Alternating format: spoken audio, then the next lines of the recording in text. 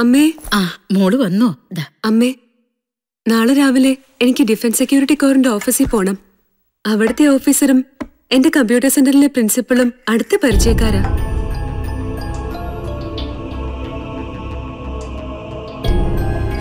എന്റെ പെരുങ്ങോട്ടുകാരി അപ്പ ഒരു വഴി കാണിച്ചു തരണേ. എത്ര കാലമായി, എവിടെയാണാവോ ആർക്കറിയാം.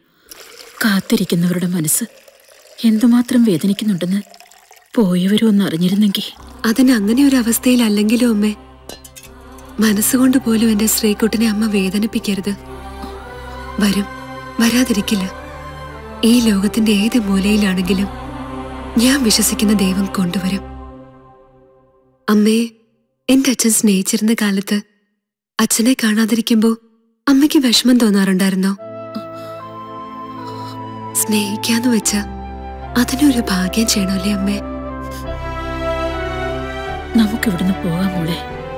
നിന്നെ ബലി കൊടുത്തിട്ട് അച്ഛന്റെ സ്വത്തുക്കളൊക്കെ കിട്ടിട്ട് ആർക്കാ?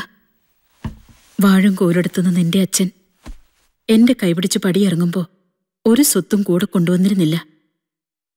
അപ്പോ ഇല്ലാത്തതൊന്നും ഇപ്പൊ എനിക്കെന്തിനാ? അമ്മയ്ക്കെന്താ മരിക്കാൻ ഭയമുണ്ടോ? ഈ ഭൂമി ആകാശമൊന്നും ഭദ്രൻ തമ്പുരാന് തീരെഴുതി കൊടുത്തൊന്നും അല്ലല്ലോ. തല പോയാലും ഈ കേസിൽ നിന്ന് ഞാൻ പിന്മാറില്ല. അങ്ങനെയൊന്നും പെട്ടെന്ന് മരിക്കാനുള്ളവരല്ല നമ്മൾ. എന്റെ അമ്മ ഇങ്ങനൊരു തൊട്ടാവാടിയായിട്ടാ.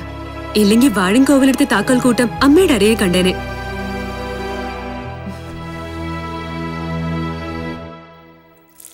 മോളെ, ഞാനിത് പറയാൻ മറന്നുപോയി. ബാലൻകുട്ടി വന്നിരുന്നു.